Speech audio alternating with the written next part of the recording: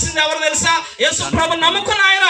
మరి ఇంతమంది నిన్ను కనుక్కున్నప్పుడు ఇవన్నీ వాడుతున్నావు, కానీ యేసు ప్రభుని ఎందుకు నువ్వు కనుక్కోలేకపోతున్నావు? ఎందుకు యేసు ప్రభుని తెలుసుకోలేకపోతున్నావు? ఆయన వచ్చినప్పుడు ఆయన నమ్మిన వారిని మాత్రం తీసిపోతాడు. నువ్వు భూమి మీద విడిచిపెట్టబడ్డావంటే నీకు చాలా ఇబ్బంది. ఎందుకంటే వధువు సంగముగా ఆయన నిన్ను తీసుకుపోతున్నాడంట. పరిశుద్ధతను కలిగి ఉండాలి. వివాహంలో కూడా పరిశుద్ధత ఉండాలి. వివాహంలో కూడా బాప్తిస్మం ఉండాలి. వివాహంలో లోబడి ఉండాలి. వివాహం విషయంలో, పెళ్లి కుమార్తె విషయంలో చక్కటి ప్రవర్తన ఉండాలి. చివరిగా యజమాన్ని గౌరవించేవారుగా అరే తురే ఒరే అని పిలవకూడదు.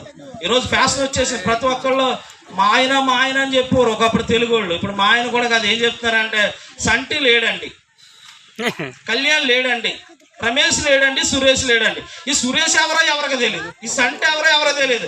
మా ఆయన లేడండి అని ఎవరు చెప్తా లేదు. ఆయన ఎవరు లేరని కొంతమంది కావాలని ఇంట్లో అరే తూరే అన్న. వీళ్ళు కొద్దిగా స్మార్ట్ అనమాట. బయటకు వచ్చాక మాత్రం ఆయన లేరండి, ఇంట్లో మాత్రం అరే తూరే ఉంటది. బయటకు వచ్చాక రమేష్ కొద్దిగా అయినా పరువు కాపాడాలని ఏం చేస్తారంటే ఆయన లేడని. ఇది ఓ మాస్టర్ బెటరే. కానీ వాక్యం ఏం సెలవిస్తుందంటే యజమానుడు అని పిలవాలంట. నీ కుటుంబాన్ని నీవు మాత్రమే కట్టుకోగలుగుతావు. యశోద అట్టి జ్ఞానంలో దేవుడికి అనుగ్రహించి ముందుకు నడిపించును గాక.